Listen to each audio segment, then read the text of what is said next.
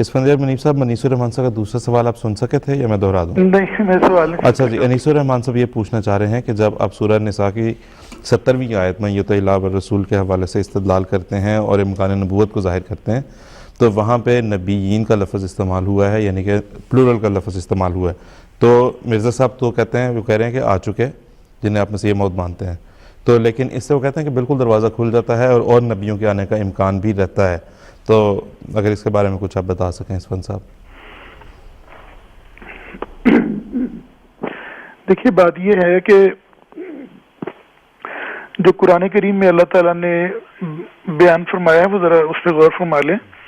وہاں پہ ایک تو یہ نہیں فرمایا کہ النبیین آئیں گے، فرمایا کہ جو اللہ اور اس کے رسول کی پیروی کرے گا وہ ان گروہوں کے ساتھ ہوں گے، ان گروہوں میں سے ہوں گے.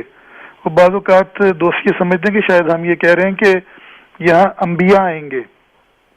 وہاں اللہ تعالیٰ یہ فرما رہا ہے کہ وَمَن یُطِعِ اللَّهَ، جو کوئی اللہ اور اس کے رسول کی پیروی کرے گا تو یہ 4 گروہ ہیں جو انعام یافتہ ہیں. ان میں سے جہاں اللہ تعالیٰ چاہے گا، جہاں اس کی نیکی اور تقوی تقاضا کر رہی ہوگی، وہاں پہ اللہ تعالیٰ اس کو رکھے گا. تو اس لیے وہ یہ استدلال ان کا درست نہیں ہے کہ النبیین سے راستہ کھل رہا ہے. وہاں پہ من کا لفظ ہے کہ جو کوئی شخص پیروی کرے. بہت سارے شہید آئیں گے، بہت سارے صالحین آئیں گے، بہت سارے صدیق آئیں گے، اور جو کوئی اللہ تعالیٰ کی نظر میں اس مقام پہ ہوگا کہ وہ نبی بنے گا تو وہ نبی بھی بنا دیا جائے گا. سوال اگر وہ یہ سمجھ رہے ہیں، یہ کہنا چاہ رہے ہیں کہ کیا پھر اس سے آگے بھی انبیاء آ جائیں گے، تو ہمیں تو دیکھیے بات یہ کہ اللہ تعالیٰ کی یہ رحمت ہے. خدا تعالیٰ نے کہیں بھی نبوت کو زحمت قرار نہیں دیا. اگر اللہ تعالیٰ پسند کرے گا، اگر اللہ تعالیٰ کی یہ مقدرات میں سے ہے، اگر رسول اکرم صلی اللہ علیہ وسلم نے ایسی پیشگوئیاں فرمائی ہوئی ہیں تو اللہ تعالیٰ کسی اور کو بھی بھیج سکتا ہے. ہمیں تو انکار نہیں ہے. ہم یہ کہتے ہیں کہ اللہ تعالیٰ کی یہ جو نعمت ہے اس کو بند کرنا جو ہے وہ خلاف قرآن ہے، وہ کہیں بند نہیں ہوئی. اللہ تعالیٰ نے کہیں پر بھی نبوت بند ہونے کا قرآن کریم میں ذکر نہیں فرمایا.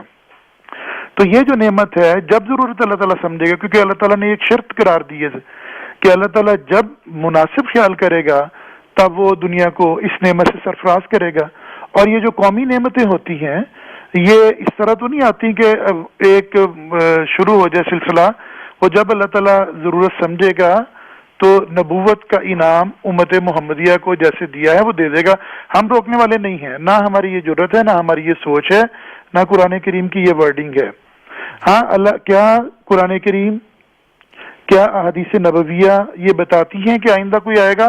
اس میں بہت سارے علماء کی تحقیقات بھی ہیں، بہت سارے علماء کی رائے ہے.